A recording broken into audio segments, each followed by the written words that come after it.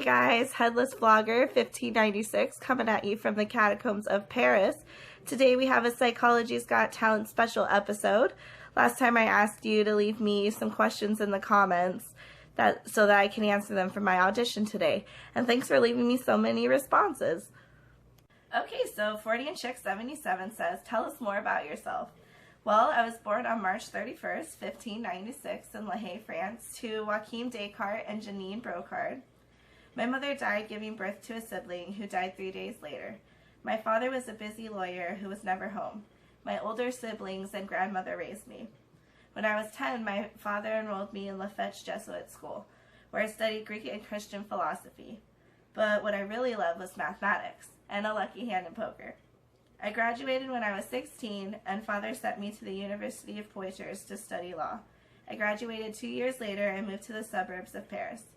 Then I joined the Dutch Army and studied military engineering under Simon Stevin. I also worked with figures such as Isaac Beekman, Brahe, and Kepler. While in Germany, I had a series of dreams while sleeping in a Bavarian farmhouse. These dreams were the inspiration for what would become my book, Meditations on First Philosophy. I couldn't publish it yet because the Catholic Church was the ultimate source of truth. My ideas implied otherwise, so they would have assumed I was an atheist and exiled me.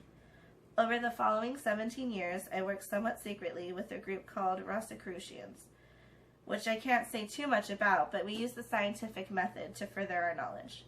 I never married nor had any children, so in 1649, I traveled to Sweden to act as a tutor for Queen Christina. During this time, the church began to confiscate all of my writings, so I stopped writing. But I never stopped spreading my ideas to anyone who would listen.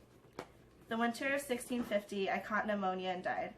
Following my death, I was initially buried in a Swedish cemetery for famous foreigners.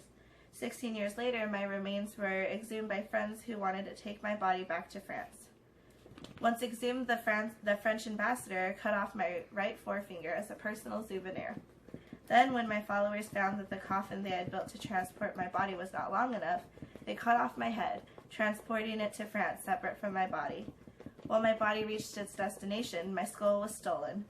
It ended up being moved around Swedish personnel collections for the next 150 years before finally arriving in Paris, where it remains today. Fabula Rosa 88 says, how did you get into this business? One day in St. Germain, I was laying in my room, really depressed, watching a fly. I was a skeptic, searching for something I could trust to be true, and it left me feeling hopeless. Eventually, I realized I could determine the fly's location using 3 points, the ceiling and 2 of my 4 walls. Analytic geometry, a marriage of algebra and calculus, was born, making it possible to determine natural events mathematically and instilling in me a sense of hope. Schrodinger's cat 13 asks, what is the wax argument? The wax argument is an analogy I use to help people understand Cartesian dualism. Like an empiricist, I believe knowledge can be derived from the senses. However, our senses are imperfect and can be deceived. When wax is cold, the senses report it as sturdy, smooth, and oily. When wax is hot, the senses report it as thick liquid. It is the mind that deciphers these two experiences as the same substance. Like a rationalist, I emphasize the importance of mental processes and analyzing for validation. I am a dualist because I believe the body is physical and the mind is immaterial. I'm an interactionist because I believe these two completely separate entities influence one another. For example, immaterial influences of the mind, such as emotions, affect the physical body's behavior. Thus, Cartesian dualism was born. It's kind of a big deal. One Dude asks, what are some of your current influences? Well, I mapped out the reflex. I'm a machinist, so I believe that we're all functioning within a larger system, and all animal and human behavior can be explained in this manner. I believe the body was made sensitive to the environment through the senses by thin threads within hollow tubes, now called nerves, connected to cavities, now called ventricles, in the brain, which were filled with animal spirits that controlled our emotions, now called cerebral spinal fluid. Although we now know that it doesn't control our emotions, rather other parts of the brain and neurotransmitters do. When the environmental stimulus activated the senses, a cavity-appropriate pore would open and release its animal spirits into the nerves, causing the muscles to move, thus producing behavior.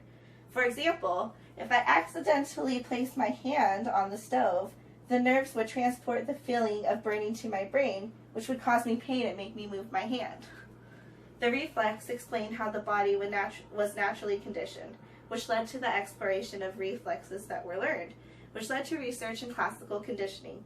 Today, behavioral therapists utilize classical conditioning to aid children with learning and developmental disabilities. An example of an everyday application would be training your dog how to do tricks. All right, Lennon, paw, paw, give me your paw, give me your paw. Good job, Lennon. Well, thanks so much for logging in, guys. Don't forget to subscribe to my channel, Headless Vlogger 1596. We post videos every Monday.